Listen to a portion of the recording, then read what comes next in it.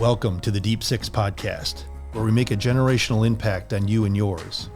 What we do here is explore a 6-point model into your health, your life, and your journey while you're here.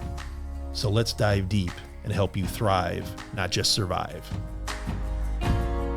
Hello again, this is Dr. Lewerenz, the Deep Six podcast, with my lovely guest that we've had here a few times. I think you know her, but if you haven't been visiting us on the podcast, Victoria Robinson-Lewerenz, my wife, but highly trained, certified, sought after in the functional medicine world. Yes, I'll endorse you like that. Thank you. You get a lot of kudos from all our patients and stuff. So thank you for joining us again. Thanks for having me. Yeah. I kind of didn't have a choice, but no. I'm kidding. But no, thanks for tolerating the ride over here with me. Yeah. Yes. I survived that one. Yeah. So, but here, let's get into this because this is big and a lot of people have this issue and don't realize it. But one of our major systems that we work on in the Deep Six, one of our major systems is in our 6-point model is structural and pain. And, let me first explain that a little bit, and then I want your insight into this. And this was actually your idea. So this episode is brought to you by Victoria Robinson-Lewerenz, and they're, masters, by the way, in psychology. But this is being very serious because this is brought to you because you brought this up, and it is part of and we don't talk about this a lot, and it hugely affects and influences a lot of visits in our office is out there, obviously in health and in medicine, and gets mandated a lot, but doesn't get fully appreciated. And when you don't appreciate structure, which sometimes we can influence and improve, sometimes we can't. Okay, meaning, and I use this example sometimes when I'm in a room with patients, is I'll go, you have a structural issue, and they're like, and by the way, I might be talking about something in their uterus, and they're like, what do you mean? I'm like, well, I can't change this table. This is a wood table. I can't make this soft and move it. Okay. Yep. And I know structural part of it is things in our body are structural. Joints are structural. Organs are structural.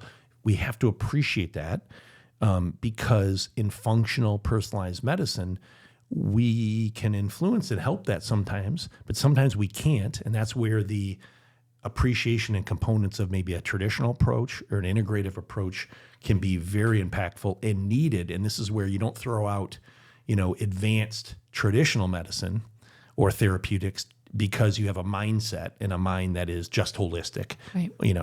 So, anyway, so you said, hey, we should really do a talk on that. We should really do a talk on this system alone because it's so influential. Well, I think that I think my role in the office kind of takes me out a little bit further back from what our healthcare providers, like our nurse practitioners, PAs, doctors, do. So I see myself more as, and I'm a terrible non-compliant patient, but I see myself like I can see through the eyes of the patient. Yeah. And so sometimes I'll sit in one of the rooms in the office and I'll look at our 6-point model, and I'll look at it sometimes and I'll go, all these points, like I don't really think about it that way, right? Mm-hmm. So I think the patient or listener would benefit from understanding each point in the model. And so today we're talking about structure and pain.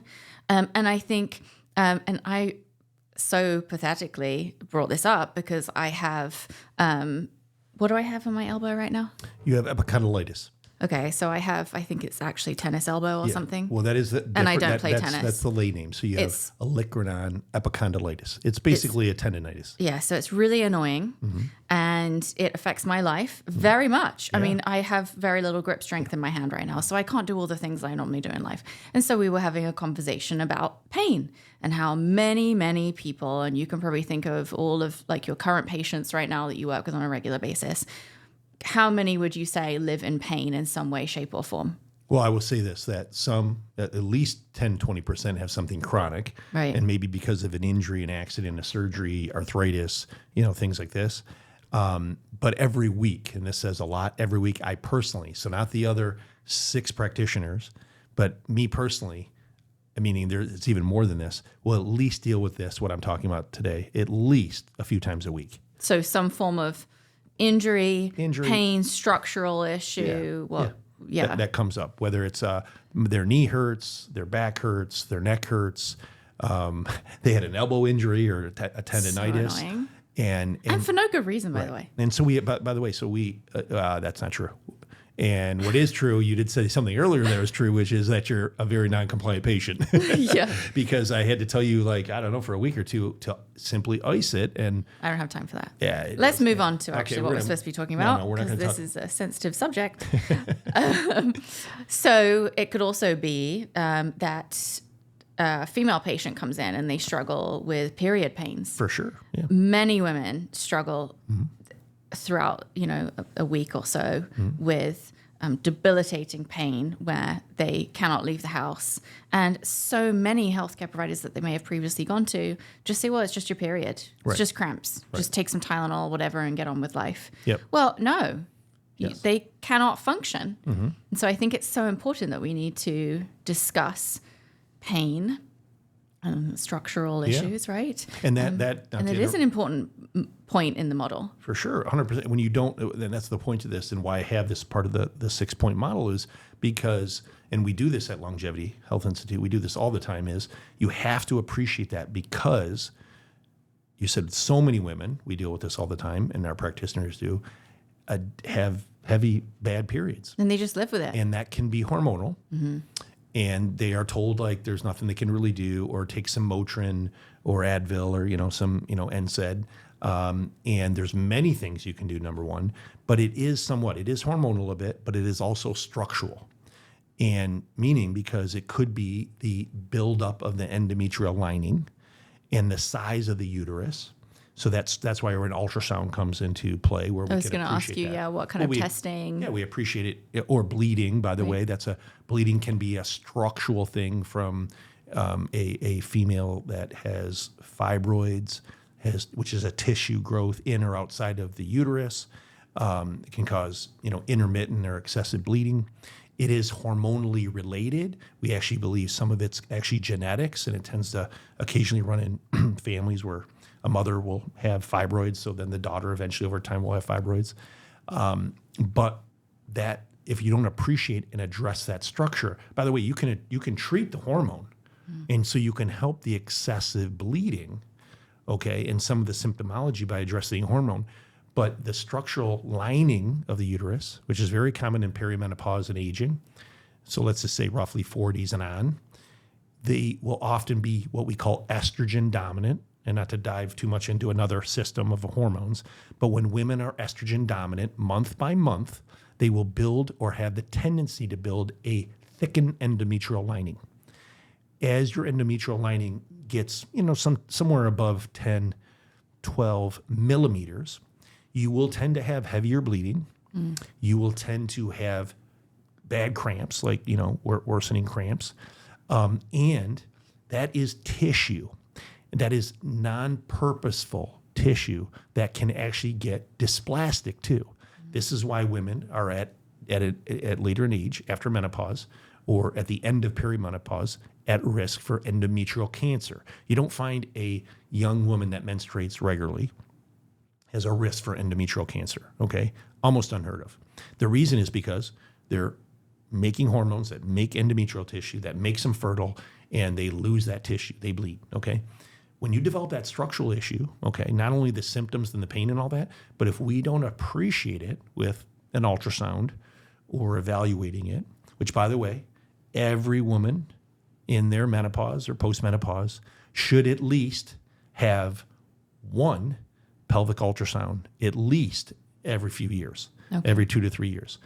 And the reason is because you may not have a symptom. By the way, you could stop bleeding and still have a big endometrial lining that puts you at risk for endometrial cancer, okay?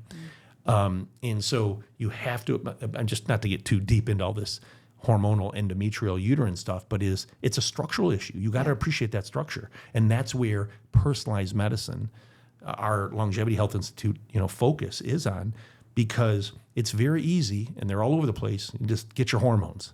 But you can be overlooked, and you could even maybe potentially make things worse or dangerous if you don't appreciate structure. Okay. And what about people that live in chronic pain? Mm-hmm. Yeah. How do you, where in the model, So you're focusing on all these other things within the model, right? Different points. Someone says to you, I live in chronic pain because I have X. What do you do? Well, there's many things that can be done. You first of all have to appreciate why they're in pain. Yeah. Which sometimes it hasn't been dove into. So they had their internist or they had their other physician, maybe even a holistic person or whatever. Sometimes we'll see this with chronic chiropractic use. Not against chiropractic therapies and stuff. What I mean is they X-ray you once and then manipulate you for 2 years. If you're having chronic pain still and you're having an issue, you need to look elsewhere, not just getting manipulated, Mm-hmm. So you got to appreciate what the structural issue is, but there's many things we can do, whether it's, I think I've talked about this before, whether it's, anti-inflammatory diets, anti-inflammatory supplements. Yep. Curcumin's a big one that I use with like arthritis and general pain. Curcumin is the extract from turmeric, very anti-inflammatory. Peptides. I mean, we use BPC 157. There's a lot of things you have to understand, why they have it. Now, the real structural trouble is if there is some things that are like bone on bone, yeah. or they need a hip or a knee or a back surgery, or they have a bulge or or herniation in a disc, or a spinal stenosis, which causes intractable back and neck pain and can cause big neuropathy in an extremity. So it's not just we lather something on it. That's what I mean. You have to appreciate it. Not very frequently, but I may have somebody that we've tried a few things, got an MRI, and it is what it is. I can't change this wood table. Right. You need an orthopedic surgeon, or you need a interventional radiologist or anesthesiologist that will do interventional stuff to block that nerve in the neck or block that nerve in the back or do something. So, and why it's so important, and they cannot be discounted and just pushed aside, is because that pain is very likely interfering with sleep. It very likely, I see this all the time, making them drink. Mm-hmm. They're not even drinkers. All of a sudden they drink 3 drinks a night. Why? They're in excessive pain and don't want to take a narcotic or something. They're in pain. They don't want to exercise. It's a snowball. Comfort eating. Yeah. All the things. Yeah. Comfort eating. Exactly. Mm-hmm. You know what I mean? So it's this snowball effect. And this is where, yes, truly doing something, first appreciating, whether it's getting imaging, and this is where you have to know the physiology and you have to know what's going on in the body and you have to look at and consider everything. But it's very, very common and again, often, overlooked. And again, I could go on and on with different structural things, but some things structurally cannot be changed. No. We just can help, and we might have some integrative or alternative therapies, but we need surgeons. Yeah. We need interventional radiologists. We need, orthopedics, et cetera. Right. So I think getting a clear picture, quite literally, of any structural issue, mm-hmm. and understanding, what that is. And then you would create a plan for the patient based on, their pain level, on what they live with on a daily basis and what can be done about the issue. Correct. And then you build it out from there, right? Yeah. Yeah. So, and we don't have to, also, I just want to appreciate this. Those are serious things. Yes. We're talking about surgeries and big things that they might need medicines and nerve blocks. And again, we have an Asian cobra venom that we use in the office. That's a nerve blocking cream. That's wonderful. Which really works, by the way. It's wonderful. I personally have used it orally and topically. Yeah. I mean, that stuff's amazing for chronic pain. And some people do have chronic pain. I mean, maybe they've had a neck or back surgery or knee thing and they need something like that intermittently, what I mean? Well, I think too, even like the little things. So maybe there isn't like a major issue, like you need neck surgery or something, right? And there's an issue like a non-compliant patient has tennis elbow. Right. And they don't deal with it. They brush it under the carpet because they're too busy to ice it. And then they start realizing, wow, I have shoulder pain. Yeah. And now I'm not sleeping because I've got this shoulder pain and I'm feeling really crappy and bad about myself, and I'm overcompensating with my right side because my left side now hurts a lot. And so then it like creates this major issue in your life over something so small, because I think we as humans kind of go, well, it's not a big issue, it's just a tennis elbow, whatever. Right. But it can very quickly become something else. Right. and cause so many other issues. For sure. Yeah. So I think, addressing even the minor things before they become bigger. Bigger things. Yeah. Yes. And it's always easier to get ahead of it. Yeah. And be compliant. Build a strong foundation. But addressing it early. And by the way, I think we need to at least say this, because I personally do this all the time, is body work stuff. But, I have patients that will have, well, man, I don't know what's going on. My back's been bad. I don't have a bad back. I don't know. I didn't do anything. You know what I mean? Well, when we start talking and getting to know what's going on, they have a project going on at work. Maybe they're in front of their computer all the time. They're sitting too much. Yeah. They're not stretching. I'll literally get them like, hey, why don't you go to yoga once or twice a week? Or get a standing desk yeah. Exactly. Go on walks at lunch for 20 minutes. Okay. Just to move. Okay. Get up out of your chair a bit. We have a personal, massage therapist that we use and I use in the practice, She's Tamika so is amazing. She does, I call it medical massage because she knows the physiology of the body and really works on stuff. But some people just need like some tissue movement, some tissue mobilization, some stretching, some yoga, some standing, and all of a sudden, wow, doc, I see them in a month and they're like, yeah, that back pain's gone. Yeah. They were just literally sitting too much, doing too much computer work, not stretching enough and all that. So some things aren't and don't have to be major, but we have to appreciate that. We have to appreciate that structural stuff. You know what I mean? Yeah. There's a place for it all. Oh yeah, for sure. Yep. But there's a lot to be done about this. And again, I think the other things that make a difference, and I think I brought this up to you when we were talking the other day. I think about a patient or something that we both had come across, but also what I mean is about something structurally that I'll often have to explain to somebody is if they have diverticulosis, which is these outpocketings that usually happen with aging in the colon, okay? Basically, the muscle of the colon, instead of it being smooth and kind of tubular, gets a little bit tortuous, like twisty. Yeah. And certain nuts and seeds, things that are not digestible as much, can get caught up there and create inflammation and infection even in the bowel, okay? Yeah. You can change your diet, which you should. You can be mindful. You can be regular, by diet, fiber, supplementation, hydration, etc. But that is a structural issue. You have to be aware of. Okay, it usually happens with aging. It doesn't happen to somebody in their 20s typically, or usually it shows up in your 40s, 50s, 60s. Usually even later than 50s and 60s and on. Sixth decade. But why it's important, why I'm saying this is because I'll have people ask me, because we fix everything. So like, well, how do I need to fix that? How do I fix, diverticulosis? We don't fix it. We have things for us to be aware of. And then what's the best diet? How do you stay regular? What foods to avoid or at least minimize because they irritate the colon wall because of those out pockets in the colon. Again, that's a structural issue, there's others though, but those are things that to definitely be aware of and that we'll address. So sometimes that can just be like lifestyle change, for example, diet, exercise, lifestyle change. For sure. To support a structural issue that isn't going anywhere. Yeah, for sure. Exactly. Yeah. And fortunately, this is a small, fortunately, niche in the practice.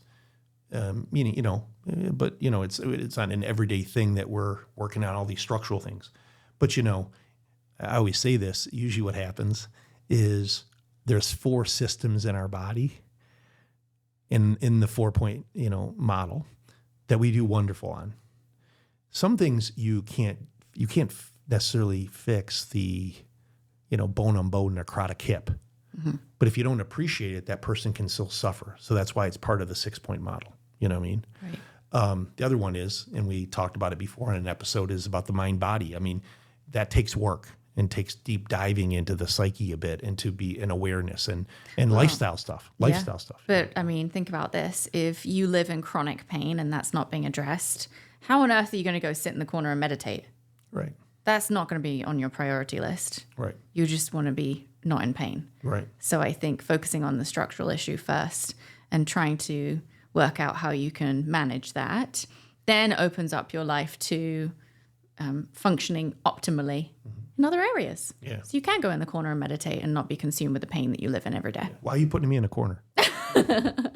You kept on looking at me and pointing at me, and you're putting me in the corner. Yeah. Anyway, no, but so that's totally true because it's so powerful when you're in pain. I mean, it takes over everything. Takes over Can everything. take over everything. You can't focus. You can't sleep. You know, your loved ones you're barking and biting at. Yeah. It does. Yep. One thing that I just wanted to hit upon because it's something also that is structural that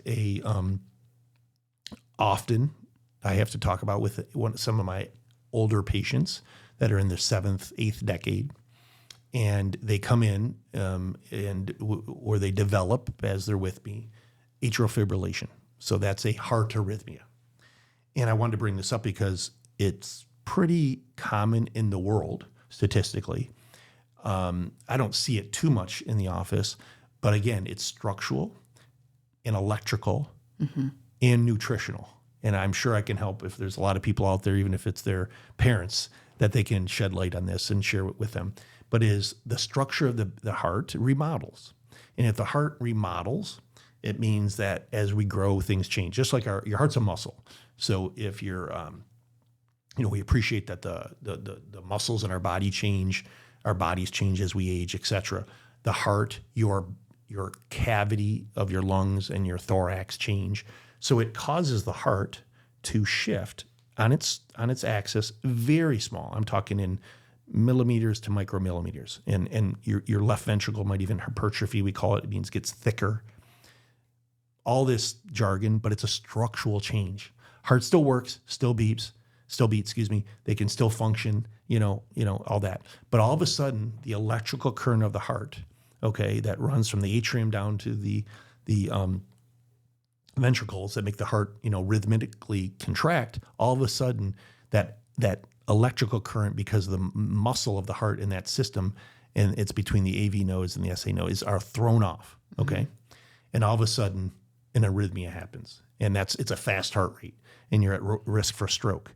And it feels, by the way, at least what I'm told, horrible, because you're sitting there, but your heart rate is super high, and it's, very uncomfortable because you're not moving and your heart's flying, Right. Okay. And basically because the heart is literally shaking, it creates like blood that's foam, like.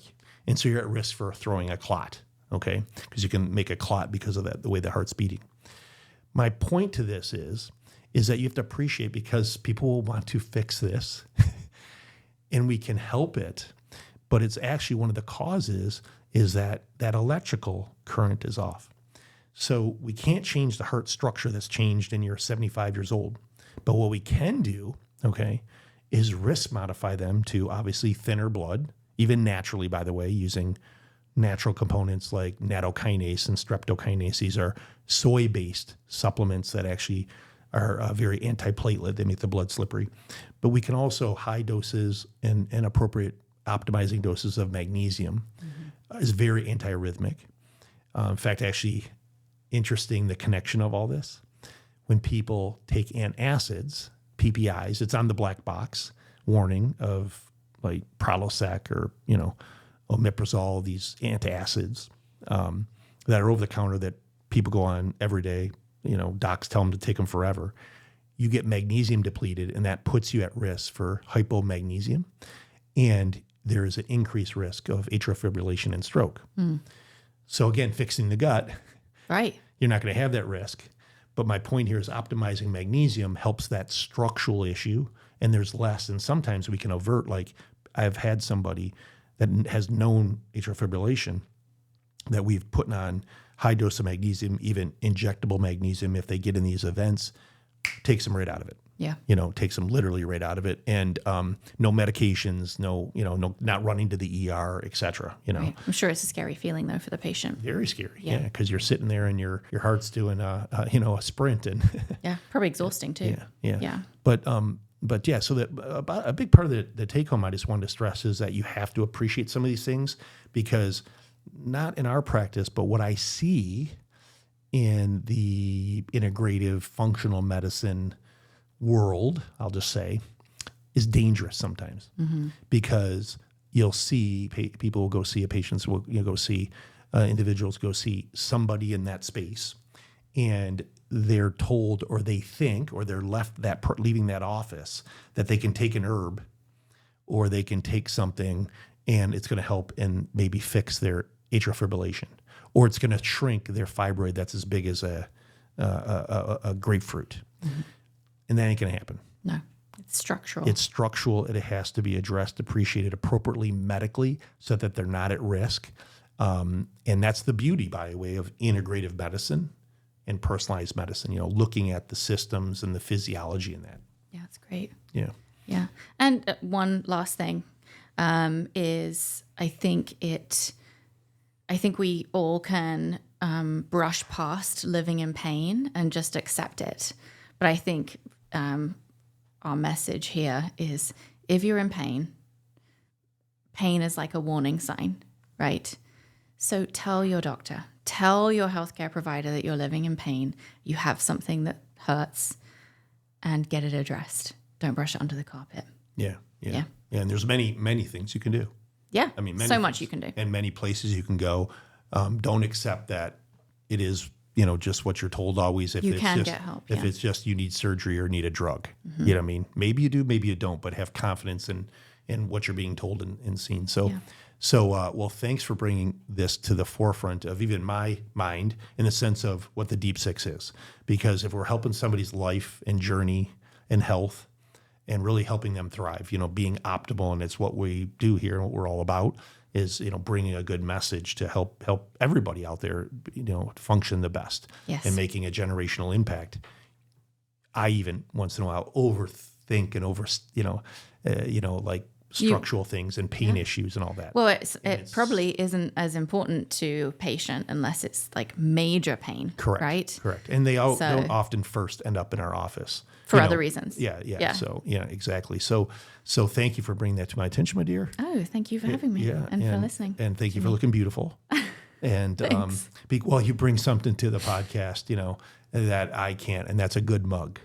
Well, like I said that one patient to me said, Doc, man, you got a face for the radio. So that's awesome. You got a podcast. Oh my goodness. Took me a minute to process that. Yeah.